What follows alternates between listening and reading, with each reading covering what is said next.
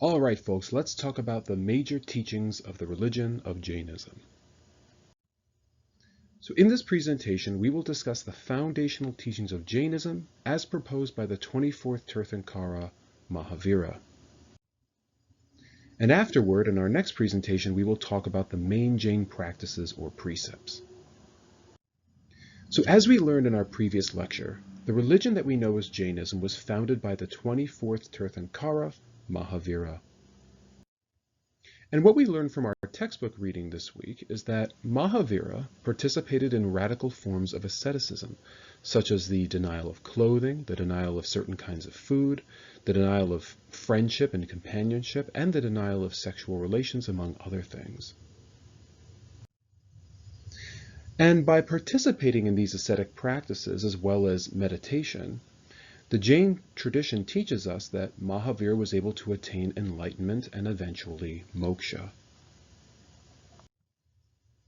But here's an important question for us to consider. How does participating in radical ascetic practices result in enlightenment and moksha? Well, to understand Jain ascetic practices, we must first grasp how Mahavira viewed the world. That is, we must learn about the teachings of Mahavira regarding the nature of the world, or cosmology, as well as the human condition and purpose, or soteriology. So with this in mind, let's review the major teachings of Mahavira on cosmology. So to begin, Mahavira proposed a non-theistic view of the world, meaning Mahavira argued that 1. There exists no creator God or Brahman. That is, Mahavira believed that the existence of Brahman, or an all-powerful God, is implausible and absurd. So if there is no creator God, then who or what created the world? I mean, the world exists. How did it get here? Well, according to Mahavira and later Jain thinkers, the world was never created. Rather, the universe is an infinite cycle of creation and destruction that just goes back into infinity. So if there exists no creator God, then what does exist according to Mahavira? So for Mahavira, the world is comprised of two substances, Jiva and Ajiva. Jiva is spiritual substance, and it refers to the life principle that is present in all beings. That is, Jiva is what makes things live. It makes things alive. And Jiva is believed to contain all knowledge, so it's intelligent, and it is eternal and indestructible. So essentially, Jiva is immortal.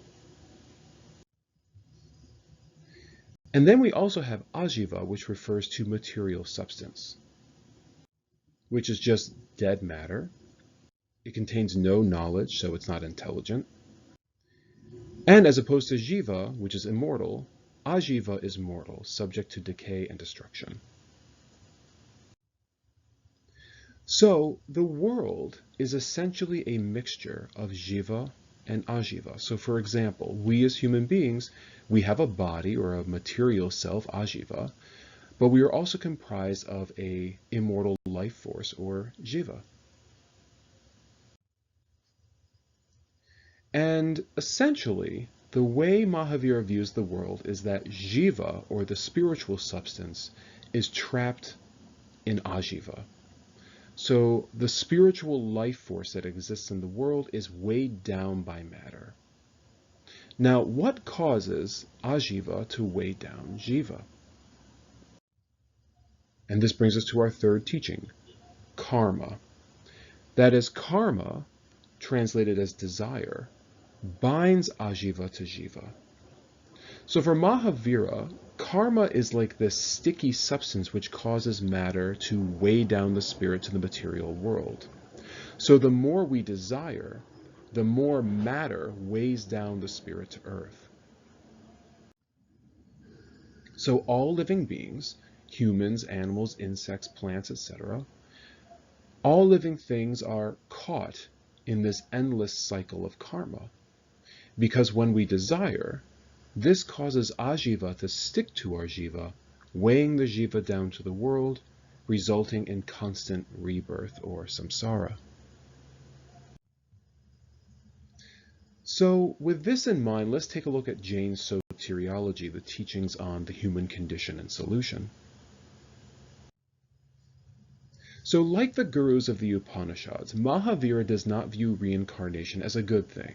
Thus, Mahavira argued that life is suffering. So why is life suffering? Because all living creatures are subject to samsara, the wheel of birth and death.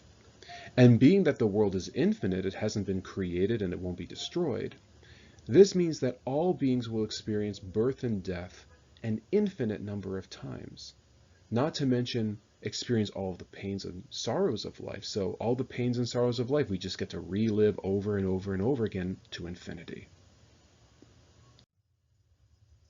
And to cite a famous Jain text that kind of paints a picture for us of the Jain worldview, from clubs and knives, stakes and maces, breaking my limbs, an infinite number of times I have suffered without hope.